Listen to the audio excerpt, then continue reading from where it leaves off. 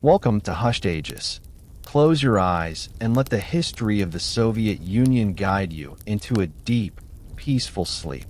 Let your mind drift back in time to a land that no longer exists on any modern map, a vast and mysterious empire that once spanned 1/6 of the Earth's surface, stretching from the frozen Baltic Sea to the wild Pacific Ocean. This is the story of the Soviet Union, a colossal experiment in history that rose from the ashes of revolution and disappeared into the quiet of a winter night, leaving behind a legacy of shadows, secrets, and soaring dreams. Imagine a world hidden behind an iron curtain, where the snow falls eternally on the onion domes of ancient cathedrals, where spies whispered in the corners of grand cafes, and where rockets launched into the stars while people waited in line for bread. It is a tale of immense power and profound silence, of the man of steel who ruled with an iron fist, of the neighbors who watched from the walls, and of the resilience of the human spirit that found warmth even in the coldest of times. Tonight, we will walk through the ruins of this fallen giant, pushing aside the heavy velvet drapes of history to see the lives lived in the flickering light of the Red Star. So take a deep breath, let the worries of your day fade away like mist over the Neva River, and prepare to journey into the heart of the enigma, into the deep, reflective silence of the USSR, where the past is waiting to tell its story. The wind howls across the vast, frozen steppes of the motherland, carrying the whispers of ghosts who walked before us, telling a story of how the old world died to make way for the new.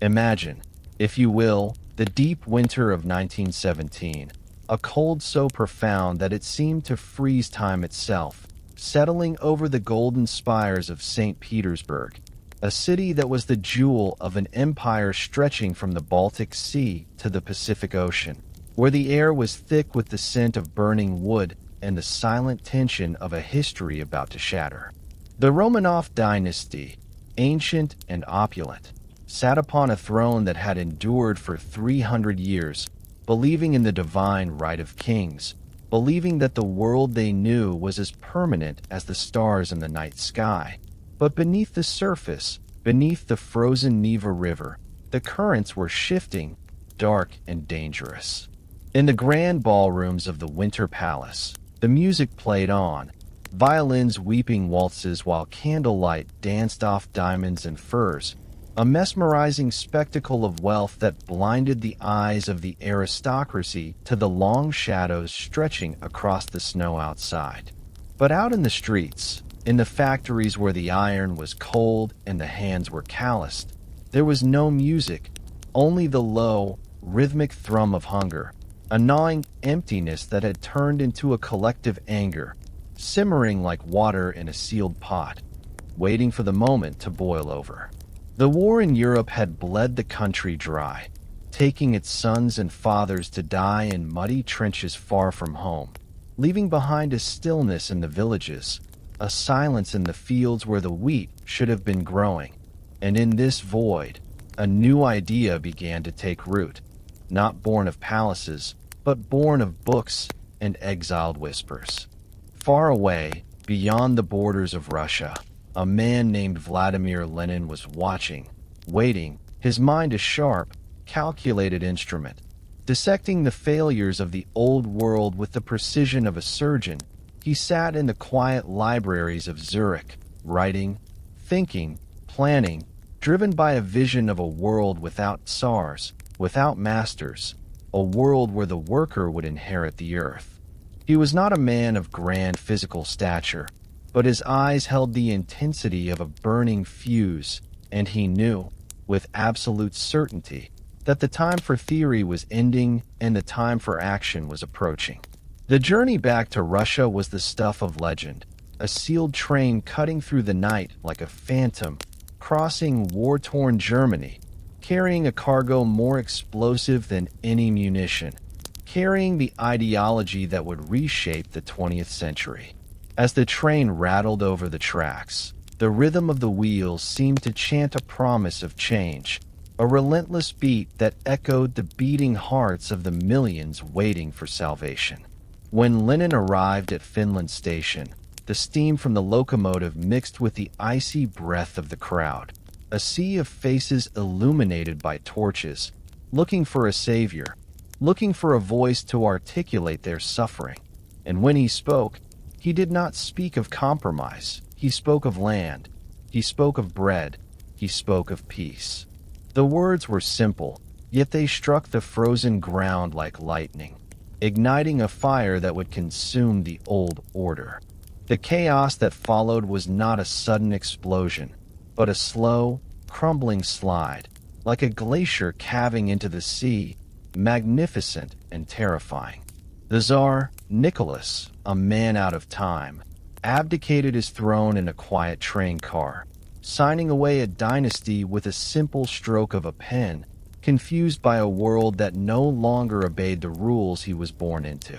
The provisional government that followed tried to hold the center, tried to keep the war going, tried to be reasonable in an unreasonable time. But the pendulum had swung too far. The people were too tired. The hunger was too deep. October came, bringing with it the gray skies and the biting wind, and the Bolsheviks, the Reds, the party of the new dawn, made their move. It was almost dreamlike, the way the Winter Palace fell, not with a glorious battle, but with a surge of humanity, sailors and soldiers and workers moving through the ornate gates, climbing the marble staircases, wandering through the gilded rooms where the ghosts of emperors still seemed to linger. The clocks in the palace were stopped, a symbolic gesture that the time of the Romanovs had ended, and a new time, Soviet time, had begun. Moscow became the heart of this new beast, the Kremlin's red stars replacing the golden eagles,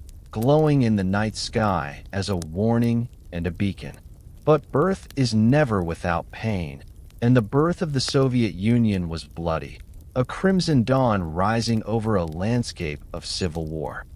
Brother turned against brother, the White Army against the Red Army, fighting across the vast distances of the Russian Empire, fighting for the soul of a nation that was tearing itself apart. The ideology of Lenin was absolute. It allowed for no hesitation, no sentimentality. It was a machine built to crush opposition, to secure the revolution at any cost. The Cheka, the secret police, began their work in the shadows, the eyes of the state opening for the first time, watching, recording, silencing those who whispered against the new order. Yet, amidst the terror and the violence, there was a strange, hypnotic hope, a belief that all this suffering was the price of admission to a utopia, a future where no child would go hungry, where equality would reign supreme.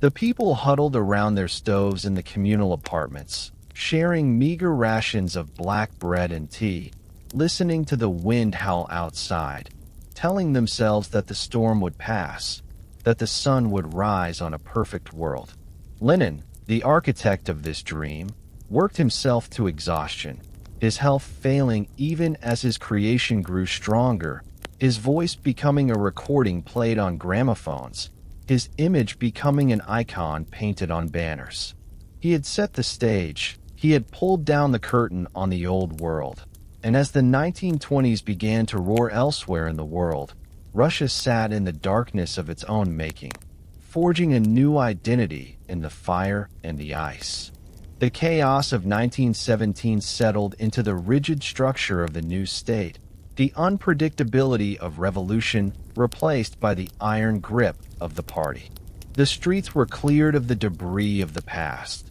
The statues of the Tsars were toppled and melted down. The churches were turned into warehouses or museums of atheism, their bells silent, their incense replaced by the smell of industrial smoke. It was a time of immense transition, a time when the human soul was asked to reshape itself, to forget the old loyalties to family and faith, and to pledge allegiance only to the collective, to the state, to the future. As the snow continued to fall, burying the blood and the memories of what came before, the Soviet Union stood alone, a fortress of ideology, isolated and proud, casting a long shadow that would stretch across the century. This was the Crimson Dawn, the beginning of the experiment, the moment when history held its breath and turned a page that could never be turned back, leaving behind the ruins of the empire and looking forward into the uncertain, misty horizon of the Red Star. The red dust of the revolution had barely settled on the cobblestones of Red Square before a new, heavier silence began to descend, a silence not of peace, but of anticipation, like the heavy, static-charged air before a thunderstorm breaks over the plains. As the 1920s faded, the wild, chaotic energy of the early Bolshevik years began to harden, cooling into something rigid and immovable, much like the man who now sat at the center of the web in the Kremlin, a man who had chosen for himself the name Stalin, meaning man of steel, a name that felt less like a title and more like a prophecy of what was to come. While Lenin had been the spark, the fiery intellect that ignited the world, Stalin was the furnace, the slow-burning coal that consumed everything it touched to keep the machine running. And he moved not with the flash of a revolutionary orator, but with the quiet, terrifying patience of a predator who knows that time is on his side. He sat in his office late into the night, the yellow light of his desk lamp cutting through the smoke of his pipe, the smell of heavy tobacco filling the room as he shuffled through papers, names, and lists, watching as the other architects of the revolution, the brilliant talkers and the dreamers, slowly found themselves pushed to the margins, their voices fading like radio signals, losing strength in the vastness of the Russian winter. It was a gradual tightening of the screws, a masterclass in bureaucratic maneuvering where a transferred file or a whispered rumor was as deadly as a bullet. And soon the people of Moscow noticed that the portraits on the walls were changing, that the faces of the old heroes were disappearing one by one, airbrushed out of history as if they had never existed at all. The atmosphere in the city shifted from the loud debates of the cafes to a hushed caution, where eyes looked downward and conversations were held in low murmurs behind closed doors, for the era of the Great Terror was approaching, creeping in like a fog that you cannot stop, only endure. By the mid-30s, the paranoia had seeped into the very groundwater of the Soviet Union, turning neighbors into strangers and friends into potential accusers, creating a world where the most dangerous thing you could possess was a memory of the past that differed from the official truth. The Black Maria, the ominous black car of the secret police, became the phantom of the night, prowling the empty boulevards of Moscow and Leningrad, stopping in front of apartment blocks where the residents lay awake, listening to the heavy boots on the stairs, counting the floors, praying that the footsteps would continue past their door, holding their breath until the sound of the engine faded away into the darkness. This fear was not accidental. It was the mortar that held the new state together, a deliberate construction designed to ensure that no loyalty was greater than loyalty to the leader, the father of nations, whose mustache and kindly, crinkled eyes looked down from every building, every classroom, and every factory wall, a benevolent uncle who saw everything and knew everything. But beneath this image of stability, the earth was shaking. Thousands upon thousands were being swept away, pulled from their beds and their offices, accused of crimes they had never imagined, of being spies, wreckers, or enemies of the people, terms that lost all specific meaning and became simply a label for those destined to vanish. They were sent east on long, slow trains that rattled across the endless expanse of the Eurasian continent, days turning into weeks as the birch forests gave way to the taiga, the landscape becoming harsher, wilder, and more indifferent to human suffering.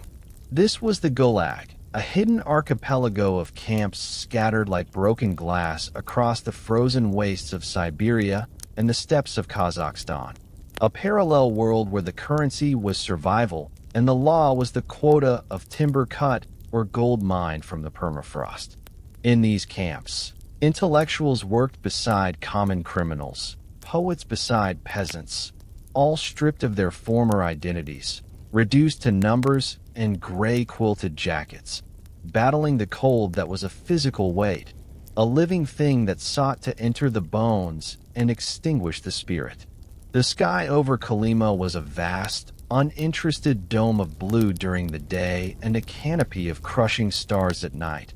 Witnessing the silent army of millions who built the industrial might of the empire with their bare hands, digging canals that froze over, building cities on bones, forging the steel that would armor the tanks and the planes. Back in the cities, life continued with a surreal normalcy. Parks were filled with children. The metro stations were built like underground palaces with marble and chandeliers, celebrating the glory of the Soviet worker, creating a dazzling facade that hid the cracks in the foundation. The radio played upbeat marches and songs about the harvest, about the joy of life in the socialist paradise, and people learned to live in two worlds simultaneously: the world of the bright, happy propaganda and the private world of fear and silence, learning to wear a mask of contentment even as they scanned the crowd for informers. Stalin stood atop Lenin's mausoleum on parade days, a solitary figure in a military greatcoat, watching the tanks roll by, watching the athletic youth march in perfect unison, and in his mind, he had forged unity from chaos. He had hammered the diverse, unruly populations of the empire into a single, obedient instrument of will. The price was a generation hollowed out by suspicion, a culture where trust was a luxury no one could afford. But to the man of steel, the human cost was merely a statistic, a necessary expenditure in the grand ledger of history. The Iron Curtain was not just a border with the West. It was a wall built around the mind of every citizen, a containment of thought that was more effective than any barbed wire. And as the 30s drew to a close, the Soviet Union had become a monolith, a superpower rising from the agrarian dust, but it was a giant that cast a shadow so dark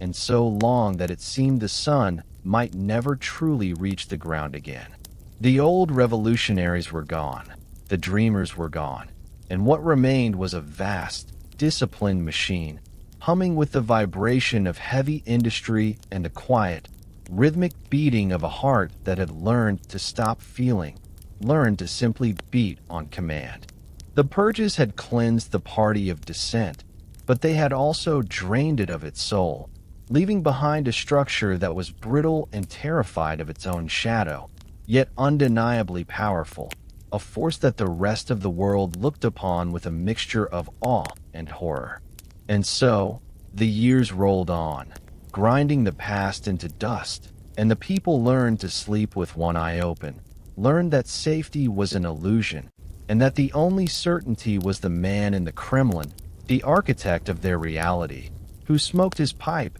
and watched the snow fall over the sleeping city, satisfied that finally there was silence. The silence that had settled over the empire was not destined to last, for the horizon was already darkening with a storm that would make the terror of the past seem like a quiet prelude to the apocalypse. It began on a day that should have been full of light, a Sunday in June when the sun was high and the birch forests were green, when the graduates of schools across the Soviet Union were walking home in their white dresses and suits, dreaming of a future that would never arrive, because across the border, a machine of war was winding up its gears, a massive, mechanized beast that had already swallowed Europe and was now turning its hungry gaze toward the east. The announcement came over the loudspeakers, a crackling voice that shattered the peace of the summer morning, telling the people that the motherland was under attack, that the German armies had crossed the frontier, and in that instant, the internal struggles, the fears of the night knock, and the suspicions of the neighbors were swept away by a tidal wave of patriotic fervor, a collective realization that survival was no longer about politics, but about existence itself. The Great Patriotic War had begun, and the vast spaces of Russia were suddenly filled with the roar of engines and the tramp of millions of boots, a sound that vibrated in the earth and in the bones of those who watched their sons and husbands march away to the train stations, flowers in their hands and tears in their eyes, waving goodbye to a generation that would largely never return. The initial months were a blur of catastrophe, a retreat that seemed endless as the Wehrmacht cut through the Red Army like a scythe through wheat, surrounding armies, taking millions of prisoners, and burning villages until the smoke obscured the sun. But even as they fell back, the Russians burned the earth behind them, leaving nothing for the invader but scorched fields and ruined bridges, trading space for time, hoping that the vastness of their land would swallow the enemy just as it had swallowed Napoleon a century before. Then came the winter, the first of the terrible winters that would define the conflict, and with it came the siege of Leningrad, a city of poets and palaces that was encircled, cut off from the world, trapped in a grip of iron and ice for 900 days. Imagine a city where the trams stopped running and stood frozen in the streets like steel carcasses, where the windows were dark and the only light came from the searchlights sweeping the sky for bombers, where the ration of bread shrank until it was no bigger than a bar of soap, a dense, dark brick made of sawdust, and rye that meant the difference between life and death. People walked slowly through the snow-drifted avenues, conserving every ounce of energy, pulling sleds carrying water from the frozen river or the bodies of their loved ones wrapped in sheets, moving like shadows in a twilight world where the cold was a physical presence, a monster that waited in the unheated apartments for the fire to die down. Yet, in this freezing hell, humanity persisted. A symphony was written and performed by starving musicians, broadcasting defiance over the loudspeakers to the German lines, a message that the spirit of the city was unbroken, that the heart of Russia was still beating beneath the ribs of starvation. Across the frozen expanse of Lake Ladoga, the road of life was established, a fragile thread of supply trucks driving over the ice under constant bombardment, bringing food in and taking children out, the wheels crunching over the frozen surface that could crack at any moment, a desperate lifeline that kept the pulse of Leningrad flickering. While the north froze, the south burned, and the war rolled towards the Volga River, towards a city that bore the name of the leader, Stalingrad, a name that would become synonymous with the absolute nadir of human conflict, a battle not for miles, but for meters, for a single room, for a staircase in a ruined apartment block. The city was reduced to a landscape of jagged concrete and twisted steel, a moonscape of craters where the Luftwaffe rained fire from the sky until the very stones seemed to bleed,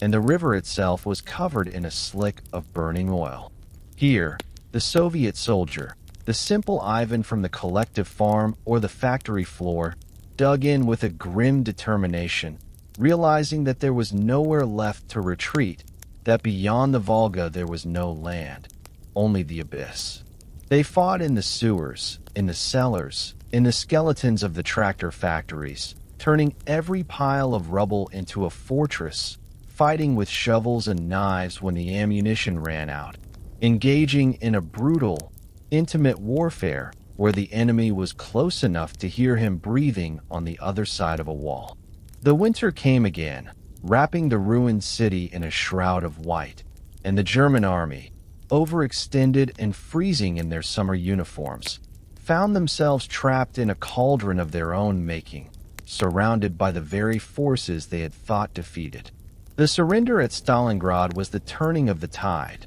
the moment when the momentum of the war shifted on its axis, and the long, slow march to the west began, a march that would lead the Red Army across the ravaged plains of Ukraine and Belarus, liberating territories that had been turned into graveyards. But the cost was staggering, a number so large it defies comprehension: 27 million souls lost, a void that touched every family, every village, every city block. It was a war of women flying biplanes in the dead of night to bomb enemy positions, of partisans living in the deep forests and striking from the shadows, of entire factories dismantled and moved east of the Urals to continue production in the safety of the hinterlands. A total mobilization of a society where every breath was drawn for the victory. The T-34 tanks, rough and unfinished on the inside, but reliable and deadly, rolled off the assembly lines in the thousands, their treads churning the mud of the spring thaw, creating a steel river that flowed inexorably towards Berlin.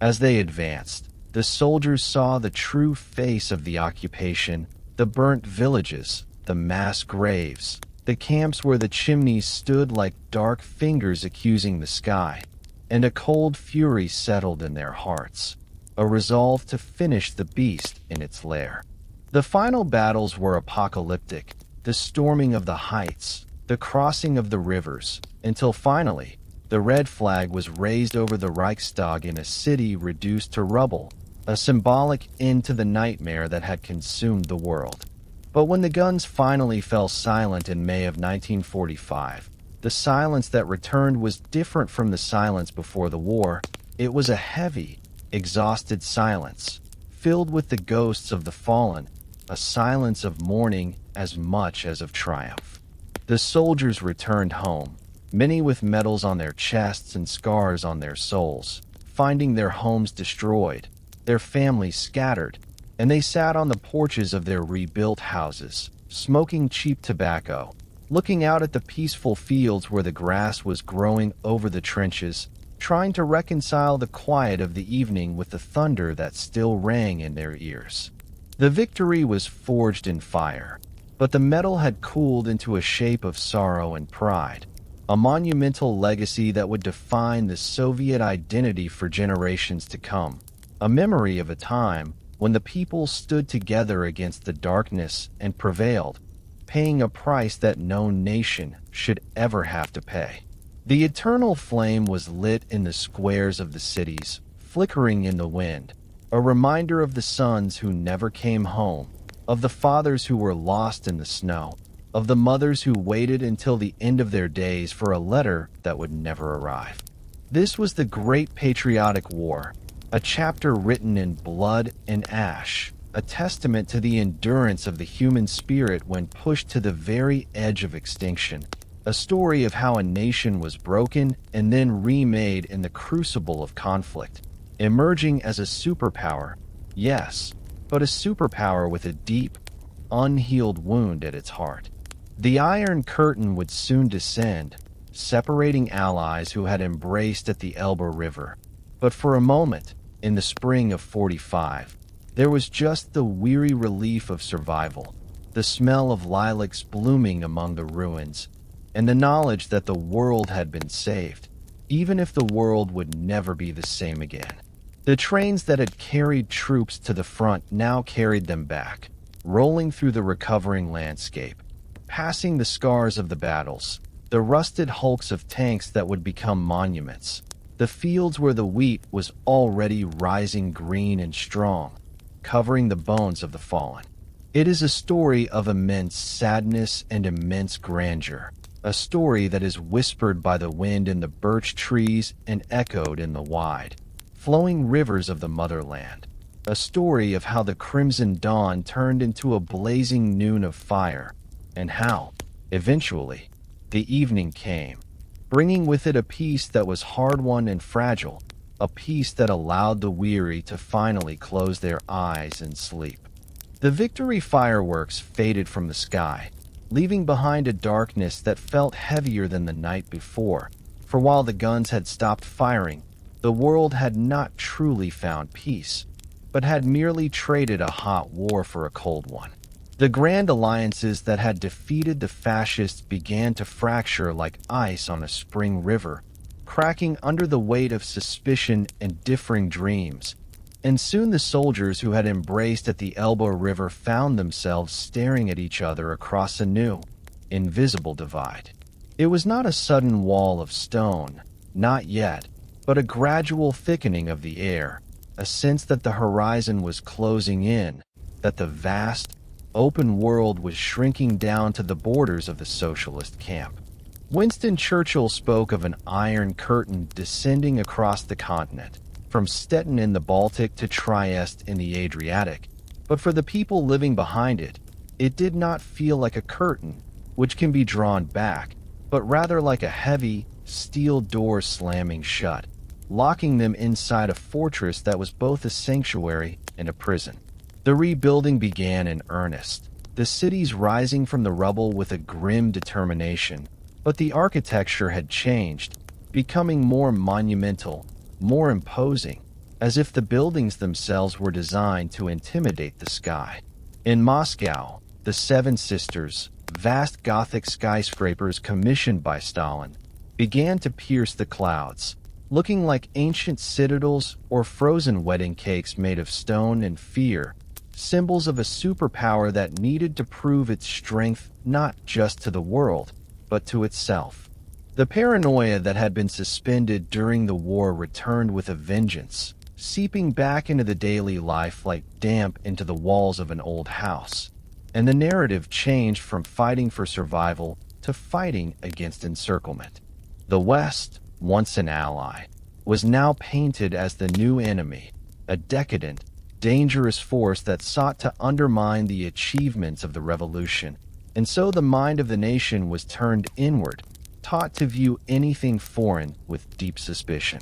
Jazz music, American films, even certain styles of clothing became signs of moral corruption, potential entry points for the ideological virus of capitalism. And so the people learned to curate their tastes, to hide their curiosity, to live within the safe, gray boundaries of approved culture. The psychological isolation was profound, a severance from the cultural bloodstream of the rest of Europe, meaning that a scientist in Siberia or a pianist in Kiev lived in a vacuum, unaware of the discoveries or the melodies being created in Paris or New York, existing in a parallel reality where the timeline had split. The radio became the primary battleground of this new silent war, the airwaves filled with the static of jamming signals, a constant, rhythmic grinding noise designed to drown out the voices coming from the other side. People would sit in their kitchens late at night, the lights turned low, huddled over shortwave radios, turning the dial with the precision of a safecracker, trying to filter the voice of the BBC or the voice of America through the ocean of electronic noise, catching snippets of news, fragments of songs, ghostly whispers from a world they were told was hostile, but which fascinated them endlessly. This act of listening was a small rebellion, a way to travel without moving, to peer through a crack in the iron curtain and see the colors of the forbidden world. But it was always done with one ear towards the door, listening for the footsteps in the hallway. The borders were sealed tight, patrolled by guards with dogs and searchlights, and the concept of travel became something abstract, something that happened within the vast interior of the Soviet Union, from the birch forests of the north to the deserts of Central Asia, but never outward, never beyond the red line on the map. This containment created a unique pressure cooker of emotion, a sense that the entire population was in this together, sharing the same fate, the same shortages, the same propaganda that blared from the loudspeakers on the street corners, proclaiming the superiority of the socialist system even as the queues for butter grew longer. The shadow of the bomb loomed over everything, the mushroom cloud becoming the new symbol of the apocalypse, and the race to match the American nuclear capability drove the nation to new heights of industrial frenzy and scientific secrecy. Entire cities were built that did not appear on any map, secret closed cities with code names, where the best minds of the generation were gathered to unlock the power of the atom, living in comfortable cages, cut off even from their own families, serving the state in absolute silence. The psychology of the Cold War was a psychology of constant vigilance,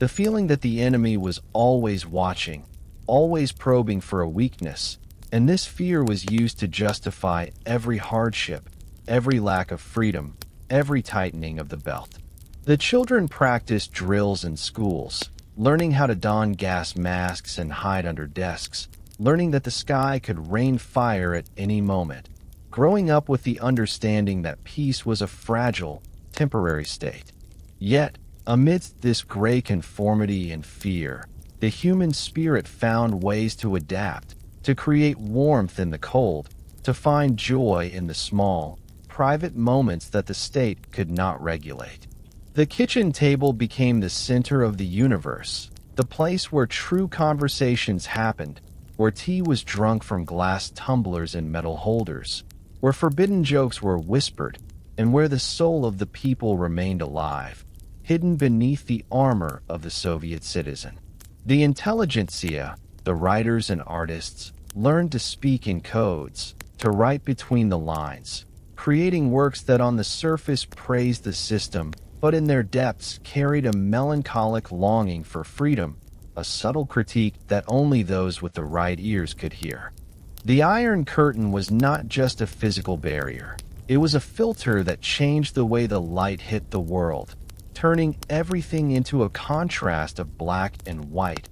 us and them, good and evil, stripping away the nuance of reality and replacing it with the rigid certainty of dogma. As the 40s turned into the 50s, the isolation deepened, the frosty relationship with the West turning into a deep freeze, and the Soviet Union became a world unto itself, a planet orbiting a different sun, with its own gravity, its own time, its own truth. The death of the old alliances felt like a betrayal, a loss of the camaraderie that had existed in the trenches, but that was forgotten now, replaced by the grim determination to hold the line, to protect the gains of the revolution against the encircling capitalist wolves. The sprawling landmass of the USSR, covering 1/6 of the Earth's surface, felt both limitless and claustrophobic, a paradox where you could travel for days on a train and never leave the country,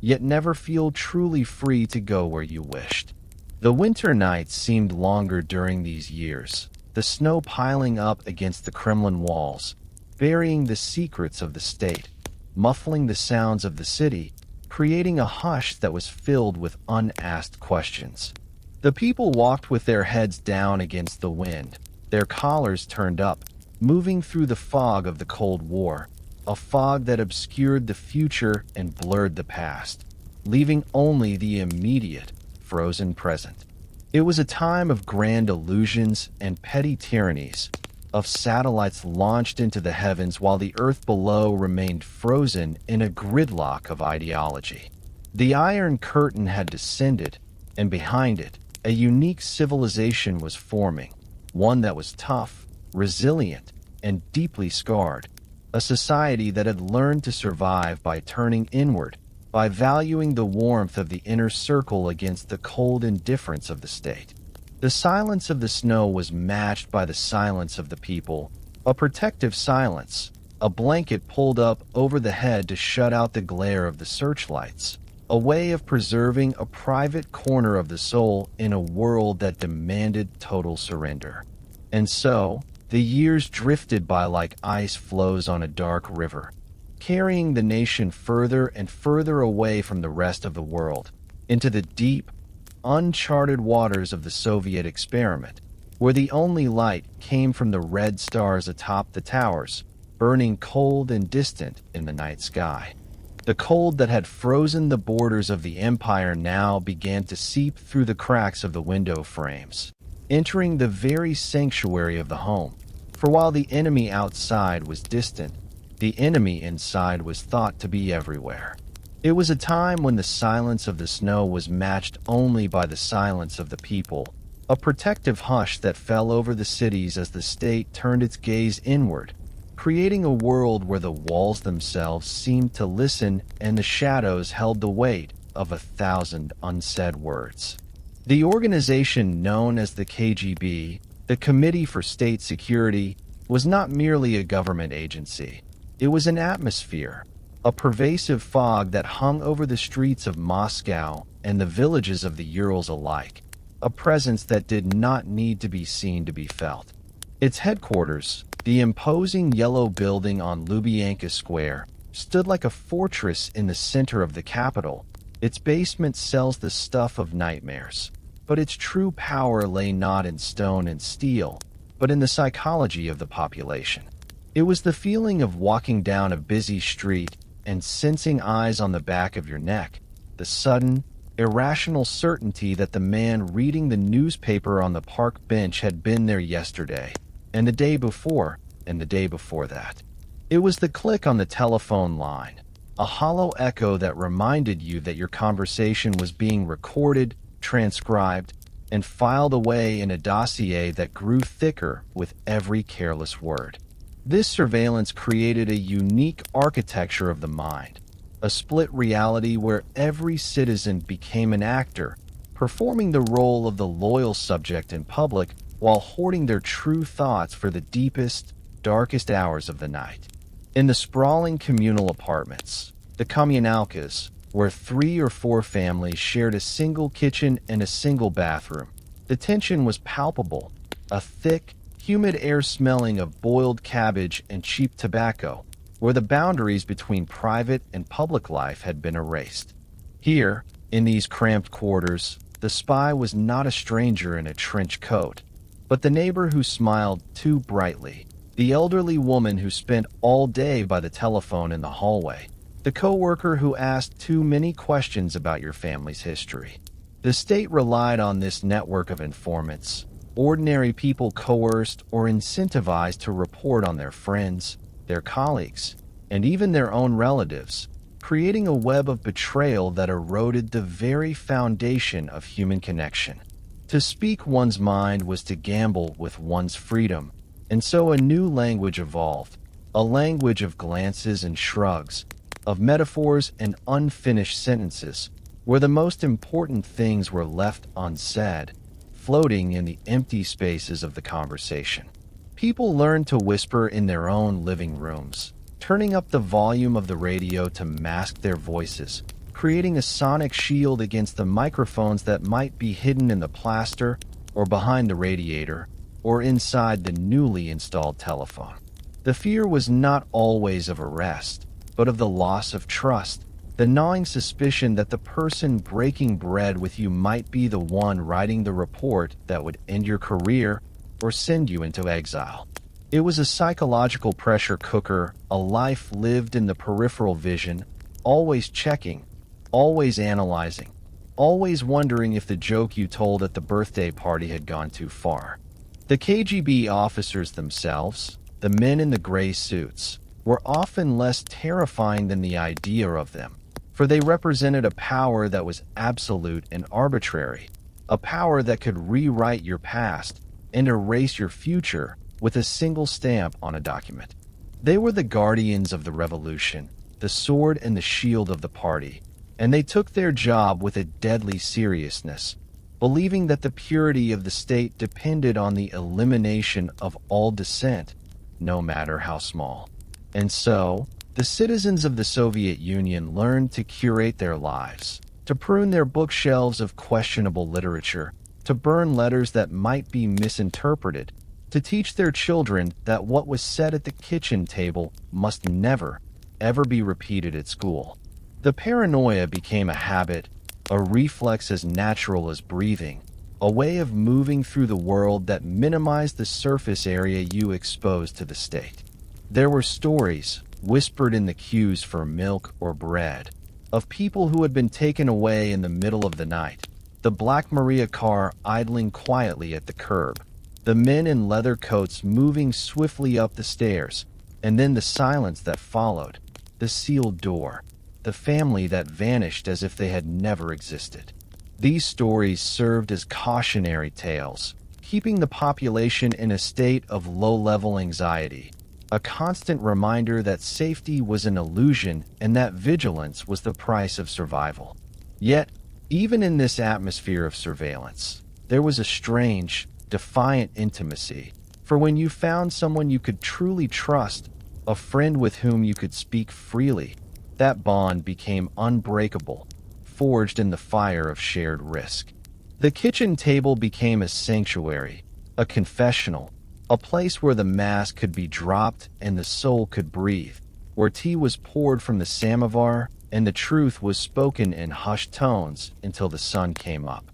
But always, there was the feeling of the third person in the room, the silent listener, the eyes in the walls. The architecture of the cities seemed designed to facilitate this watching, with wide boulevards that offered no cover and massive apartment blocks where every window was a potential vantage point. The statue of Felix Dzerzhinsky, the founder of the secret police, stood in the center of the square, his iron gaze fixed on the horizon, a permanent reminder that the state never slept. For the artist, the writer, the thinker, this was a suffocating time, a time when creativity was viewed with suspicion and imagination was seen as a potential threat to the social order. They wrote for the drawer, hiding their manuscripts in hollowed-out books or under floorboards, hoping that one day, in a distant future, their words might see the light of day. The feeling of being watched changed the way people walked,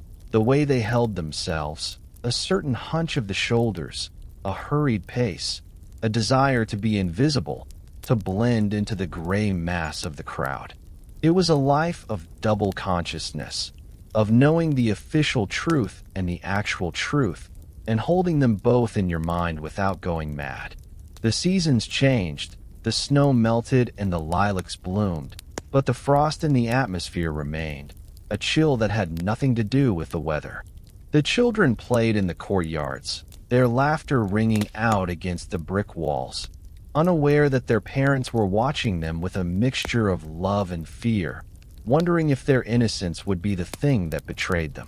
The system of surveillance was vast, encompassing everything from the highest levels of government to the lowest janitor, a pyramid of eyes that narrowed as it reached the top, all focused on maintaining the silence, the order, the stability of the regime. And as the night deepened over the vast empire, and the lights in the windows flickered out one by one, the people lay in their beds, listening to the sounds of the city, the distant siren, the rumble of a truck, the footsteps on the pavement, and they wondered who was watching, who was listening, who was writing it all down. It was a loneliness that was shared by millions, a collective isolation where everyone was together in their solitude, united by the common experience of living in a glass house where the curtains could never be fully drawn. The eyes in the walls were not just sensors and microphones. They were the internalized gaze of the state, the policeman inside the head, the censor that edited every thought before it could form into a word. This was the triumph of the system, not that it could catch every dissident, but that it made every citizen a jailer of their own mind. The wind blew through the empty streets, rattling the street lamps, and the red stars on the Kremlin towers burned on, unblinking, unsleeping, watching over a sleeping empire that dreamed of a place where it could finally, truly, be alone. The weight of this observation was a heavy blanket, pressing down on the chest, making the breath shallow, making the heart beat a little faster, a constant, low-frequency hum of anxiety that became the background noise of life. And yet, life went on, resilient and stubborn, finding cracks in the pavement, finding ways to whisper love in the dark, finding moments of freedom in the silence between the beats of the heart, proving that even when the walls have eyes, the human spirit can still find a way to be unseen. If the walls of the apartment blocks had eyes to watch us, then the streets outside had patience, a patience that was woven into the very fabric of the heavy wool coats standing in line under the pale, indifferent sky. Life in the Soviet Union was a life of waiting, a slow, rhythmic shuffling of feet against the pavement, a daily ritual where time seemed to stretch and bend, not measured in hours but in the slow progress toward a counter that might, or might not, hold the prize of the day. You would step out into the morning grayness, the air smelling of coal smoke and damp earth. Carrying in your pocket a string bag, a simple mesh net that everyone called the Avaska, the perhaps bag, named for the eternal hope that perhaps today there would be oranges, perhaps today there would be fresh meat, or perhaps today there would be nothing at all. The queue was the true social club of the nation, a serpentine line of humanity wrapping around the corner of the grocery store, where professors stood behind factory workers, where grandmothers in colorful headscarves held the spots for their daughters, and where the news of the day was exchanged not through newspapers, but through whispers and rumors passed from person to person like a secret currency. Inside the stores, the shelves were often a study in minimalism, rows of identical canned fish, pyramids of glass jars filled with birch juice, and the heavy, sour smell of brown bread and wet sawdust, a scent that lingers in the memory long after the taste is forgotten. There was a peculiar skill to shopping, a hunter-gatherer instinct that woke up the moment you saw a line forming. For you did not ask what was being sold. You simply joined the end of the line, knowing that if people were waiting, it must be something valuable, something scarce, something that could be traded or hoarded for a special occasion. And yet, amidst this landscape of deficits, where a pair of American blue jeans was a treasure worth a month's salary, a symbol of a forbidden world of cowboys and rock and roll, there existed a paradox that is hard to explain to those who never breathed that air. For while the store shelves were empty, the soul of the people was full, overflowing with a richness that had nothing to do with material possessions, a cultural depth that thrived in the very absence of distraction. Walk down into the metro, the underground palaces of marble and bronze, and you would see a sight that defined the era, a carriage packed with people, shoulder to shoulder, and every single one of them holding a book, reading Dostoevsky, reading poetry, reading science fiction, escaping the drab reality of the commute for the vivid landscapes of the imagination. Literature was not a hobby. It was a lifeline, a way to breathe in a suffocating room. And poets were treated like rock stars, filling stadiums with audiences who hung on every stanza, every metaphor that challenged the grayness of the world. In the parks, under the yellowing leaves of the birch trees, old men in flat caps sat on wooden benches regardless of the weather, hunched over chessboards, their breath misting in the cold air, engaged in silent, intense battles of intellect, surrounded by crowds of onlookers who analyzed every move with the seriousness of generals planning a campaign. Chess was not just a game. It was a national language, a proof that in a world of limitations, the mind was still free to roam, to conquer, to create beauty through logic and strategy. This turning inward, this cultivation of the inner garden, was the answer to the shortages outside. For if you could not buy a new dress, you could memorize a sonnet. If you could not travel to Paris, you could play a Chopin nocturne on the out-of-tune upright piano that stood in the corner of the communal apartment. Ah, the communal apartment, the communalka, that unique experiment in living where privacy was a myth and the hallway was a theater of the absurd and the profound. Imagine a long, dim corridor with high ceilings, lined with doors, each leading to a single room housing a whole family. A grandmother behind a curtain, a student sleeping on a cot, a baby crying in the crib. The kitchen was the heart of this organism, a chaotic, steam-filled room with 4 or 5 gas stoves standing side by side, where housewives cooked borscht in massive aluminum pots, navigating a complex truce over whose turn it was to clean the floor or whose laundry was dripping onto the table. It was a place of friction, yes, where the sound of a frying pan banging could start a feud that lasted for years. But it was also a place of unexpected solidarity, where a lonely neighbor would always find a cup of tea, where a child was raised by the collective eyes of the floor, where the boundaries of the self dissolved into the noise and the warmth of the group. The smells of the communalka were a dense tapestry, The scent of fried onions, of boiling laundry, of strong, cheap tobacco, and of old paper, a sensory map of a life lived in close quarters. But the true sanctuary, the holy of holies in Soviet life, was the kitchen table, specifically the table in your own room, or the table of a close friend, covered with an oilcloth, illuminated by a single, warm lamp while the snow fell softly against the dark window pane. Here, late into the night, the real life of the nation took place, not in the party meetings or the parades, but in the kitchen talks, where the tea was poured from a steaming kettle into glass tumblers held in metal pots, served with a spoonful of homemade strawberry jam or a hard lump of sugar. At these tables, time seemed to stop, and the conversation would roam from the price of potatoes to the meaning of existence, from the latest joke about the leader to the forbidden manuscripts of Solzhenitsyn passed hand to hand in the dead of night. It was an intimate, intense world, where friendship was the highest currency, where people bonded over the shared absurdity of their existence, laughing until they cried at the contrast between the glorious propaganda on the television and the leaking faucet in the sink. There was a warmth in these kitchens that is hard to find in the modern world, a sense that we were all in the same boat,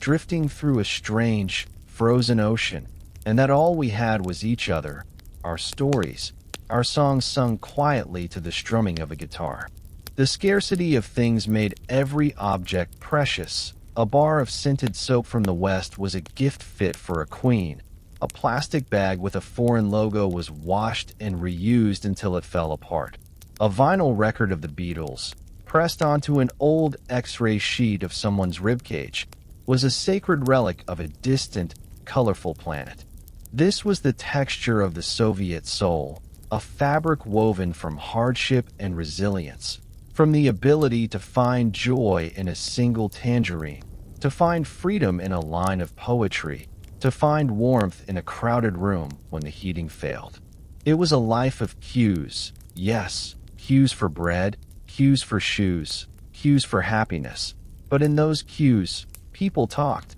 they complained, they lived. It was a world where the public face was stone, but the private face was soft, vulnerable, and deeply emotional. The Iron Curtain may have blocked the view of the horizon, but it also acted as a mirror, forcing the people to look at themselves, to find depth where there was no breadth, to create a universe within the confines of a garden wall. And so, the days turned into years, marked by the changing of the seasons, the white nights of summer giving way to the golden autumn, the deep freeze of winter melting into the mud of spring. And through it all, the people waited, they read, they drank tea, and they survived, carrying the weight of history in their string bags, walking slowly home under the vast, starry sky of the motherland, dreaming of a future that was always just around the corner, always just one more cue away. While our feet were planted on the frozen pavement of the city streets waiting for the simple necessities of life, our eyes were drawn irresistibly upward toward the velvet blackness of the night sky, where a new dream was about to be born. It began in the autumn of 1957 on a night that seemed no different from any other, when the wind stripped the last gold leaves from the birch trees and the frost settled on the windows. But then the radio interrupted the static with a sound that would change the world forever, a rhythmic high-pitched beep, beep, beep that pulsed through the atmosphere and into the living rooms of millions. This was the voice of Sputnik, a polished aluminum sphere no larger than a beach ball whizzing through the heavens at 18,000 miles per hour, a silver star made by human hands that circled the Earth and mocked the boundaries of nations. For the people of the Soviet Union, it was a moment of pure, unadulterated pride, a validation that despite the shortages and the communal apartments and the gray wool coats, their system, their science, their sacrifice had achieved something the wealthy Americans had not. They had touched the void. The newspapers the next day were filled with diagrams of orbits and trajectories. And in the schools, the children looked at the globes on their desks with a new sense of wonder, tracing the path of the satellite with their fingers, imagining themselves floating in that silent, weightless ocean. But this was only the prelude, the opening act of a drama that would reach its crescendo 4 years later on a bright April morning when a young major named Yuri Gagarin climbed into the capsule of Vostok 1. He was not a prince or a politician, but a carpenter's son from a village west of Moscow,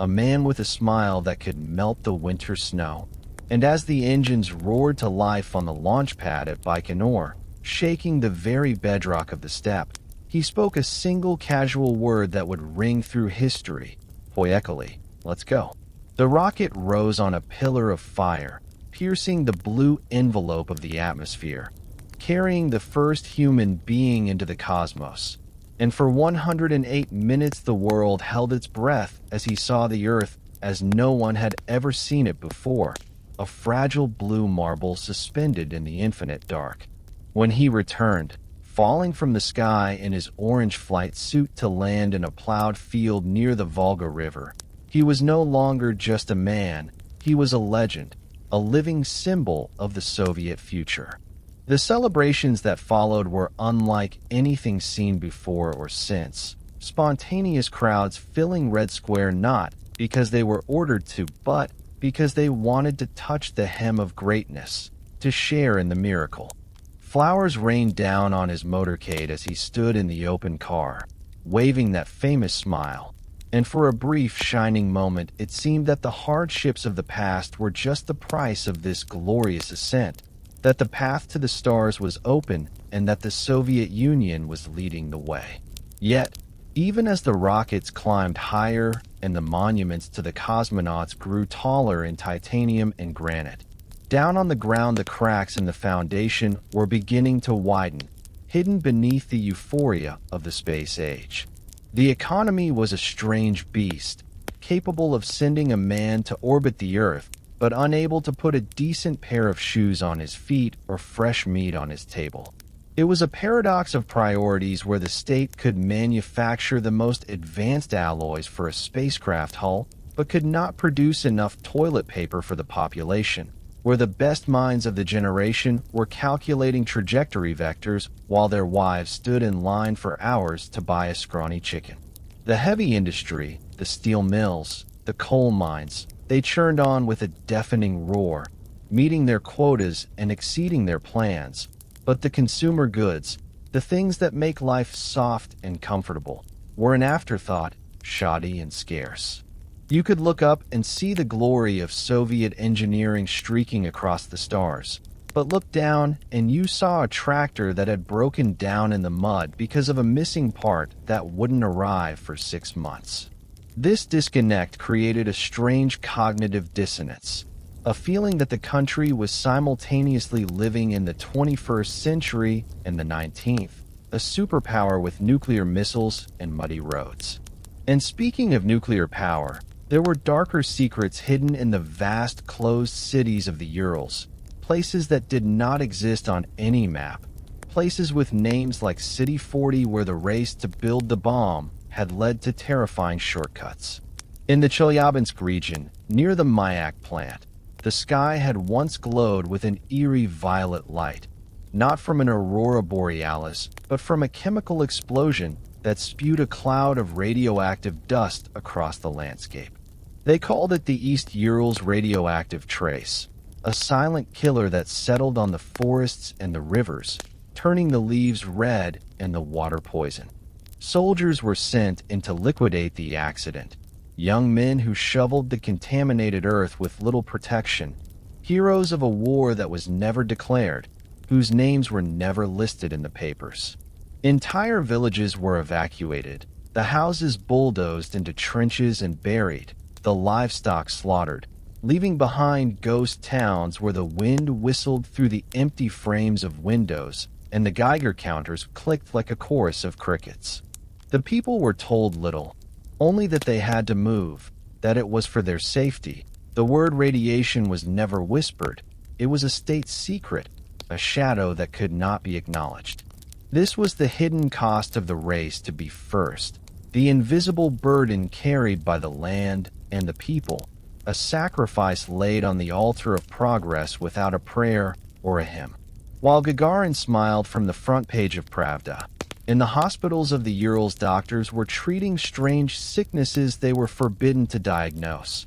writing vague terms on the death certificates to protect the image of the technological paradise. The science that had promised to liberate humanity, to provide endless energy and endless wonder, had a double edge, a capacity for destruction that was as boundless as its capacity for creation. The glistening white rockets and the silent, deadly reactors were two sides of the same coin, forged in the same secret laboratories, born of the same desperate need to be strong, to be feared, to be respected. And so the 60s wore on, a decade of immense contrast, of high hopes and deep disappointments, where the radio played songs about the cosmonauts and the dusty roads of Mars while the listeners sat in a kitchen with peeling paint, drinking tea and wondering why there was no butter in the shops. The enthusiasm of the thaw, the belief that the system could be reformed,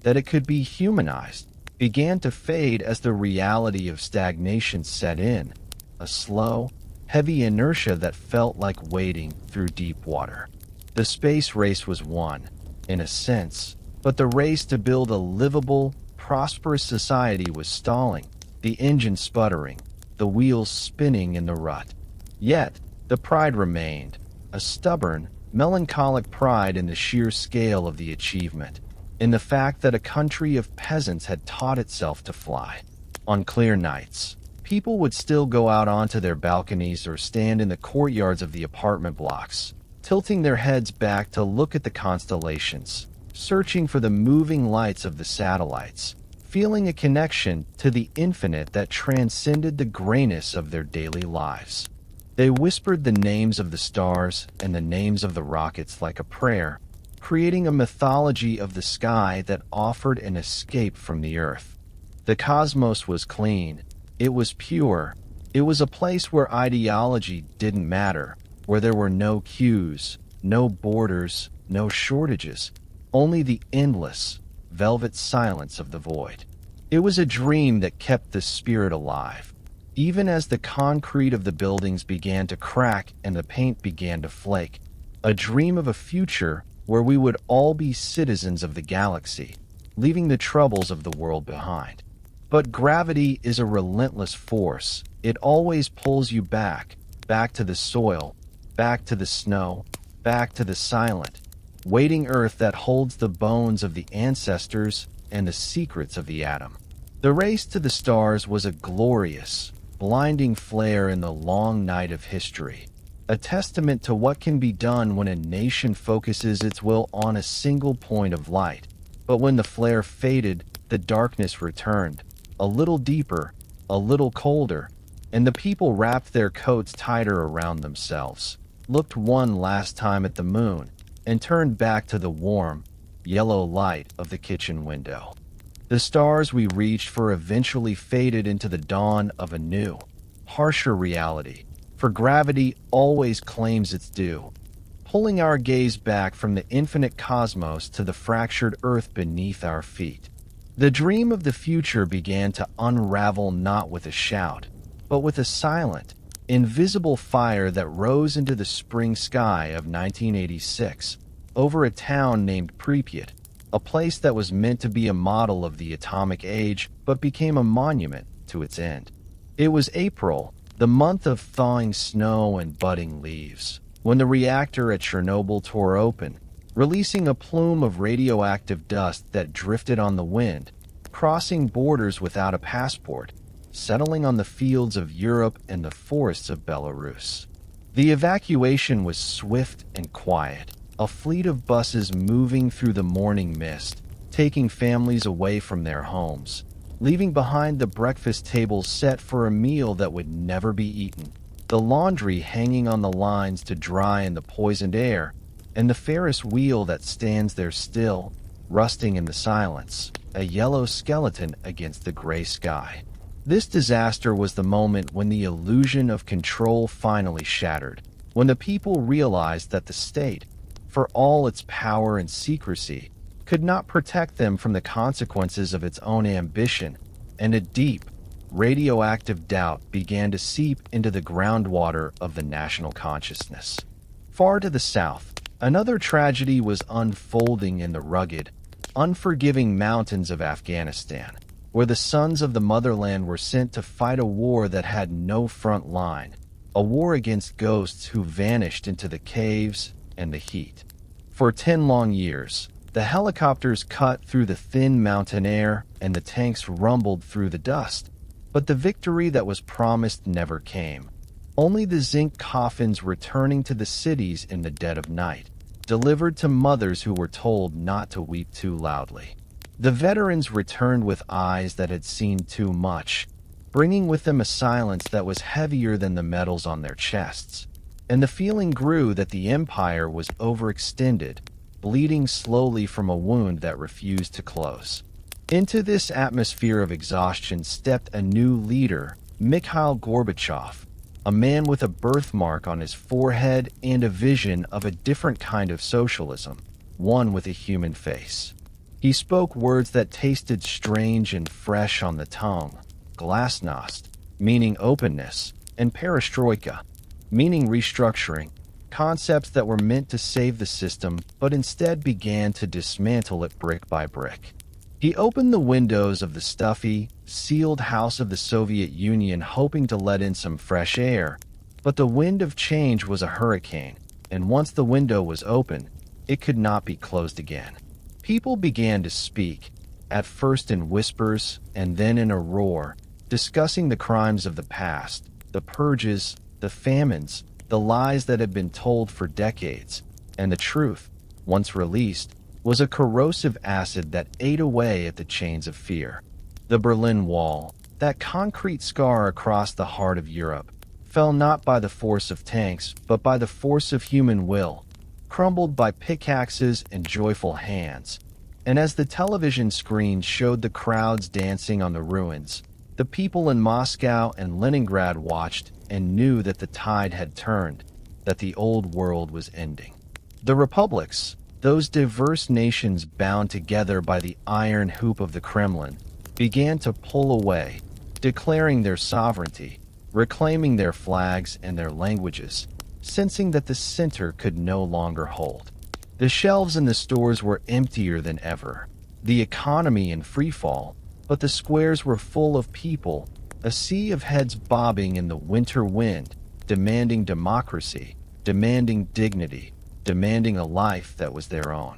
It was a chaotic, beautiful, terrifying time, a time when history was accelerating, moving so fast that the maps could not keep up, and the old men in the Politburo looked on with confusion as the ground shifted beneath their feet. Then came the coup, a last desperate gasp of the hardliners in August of '91. Tanks rolling once again onto the cobblestones of Moscow. But the fear was gone. The people stood in front of the armor. They climbed onto the turrets. They defied the orders. And the army, seeing the faces of their own brothers and sisters in the crowd, refused to fire. The coup collapsed, and with it, the last vestiges of the party's authority dissolved like sugar in hot tea. The final act of the drama was played out in the deep winter of December, a month of long nights and biting cold, when the decision was made to dissolve the Union, to sign the papers that would end an empire that had spanned the century. On the evening of December 25, 1991, the snow was falling softly on Red Square, covering the cobblestones in a pristine white blanket, muffling the sounds of the city, creating a cathedral of silence. Mikhail Gorbachev sat at his desk and resigned, signing the decree that transferred power to a new Russia, his face tired, his voice heavy with the weight of the moment. Outside, in the cold night air, a few people stopped to watch, looking up at the illuminated towers of the Kremlin, their breath rising in clouds of steam. Slowly, agonizingly slowly, the red flag with the hammer and sickle, the banner that had flown over the revolution, over the war, over the space race, began to lower, sliding down the flagpole for the very last time. It did not fall with a crash. It simply descended, fluttering in the wind, folding onto itself like a closing eyelid. In its place, the tricolor of the Russian Federation was raised, snapping in the breeze. But the transition was quiet, almost anticlimactic, a momentous event wrapped in the hush of a winter's night. The Soviet Union, the superpower that had terrified and fascinated the world, simply ceased to exist, vanishing into the pages of history books, leaving behind a legacy of immense sacrifice, of soaring achievements, and of profound tragedy. The people went to bed in one country and woke up in another, yet the snow looked the same. The birch trees stood just as tall, and the bread still needed to be bought. The statues of Lenin were eventually toppled. The names of the streets were changed back to their pre-revolutionary titles, and the maps were repainted in new colors. But the memories remained, etched into the souls of those who had lived behind the Iron Curtain. It was the end of the experiment, the end of the long 20th century, and as the new year dawned, the world seemed to take a deep breath, inhaling the crisp, cold air of uncertain freedom. The wall had come down, not just the wall of stone in Berlin, but the wall in the mind, the wall of fear, and in the silence that followed, there was space for new dreams to grow. Now, the wind blows across the vast, open plains, whispering the stories of the past, of the tsars and the commissars, of the poets and the prisoners, blending them all into a single, long song of Russia. The history is heavy, but the night is gentle, and the snow continues to fall, covering the scars of the earth, smoothing the edges of the past, inviting a deep, restorative sleep. The story is told, the chapter is closed, and the long, turbulent journey has come to a rest, leaving only the quiet of the night and the peaceful, rhythmic beating of a heart that has survived it all. Sleep now. Let the weight of the years lift from your shoulders. Let the history fade into the mist and drift away into the calm, silent ocean of dreams. And so the great red book of history gently closes, turning the final page on an era that shook the world and then faded into the quiet dignity of the past. The statues have been lowered, the flags have been folded, and the echoes of the marching boots have been replaced by the soft, rhythmic whispering of the wind through the birch trees. The Soviet Union, with all its thunder and its silence, its glory and its tragedy, has become a memory, a ghost story told by the snow that continues to fall, covering the scars of the earth in a pristine, healing white blanket. As you lie here in the safety and warmth of the present moment, let the vastness of that vanished empire remind you that everything in this world is temporary, that even the mightiest walls eventually come down to let in the light. The history is at rest now, sleeping beneath the ice, and you too can let go of the weight of time, let go of the noise of the world, and drift along the slow, dark river of the night. There are no more queues to stand in, no more secrets to keep, no more borders to cross, only the endless, peaceful horizon of your own dreams waiting to welcome you home. The night is deep, the stars are watching, and the world is silent, wrapping you in a comfort that is timeless and deep. Sleep now, knowing that the story is done, the past is forgiven, and the only thing that remains is the gentle, steady beating of your own heart, carrying you softly, slowly, into a deep and perfect sleep. Good night.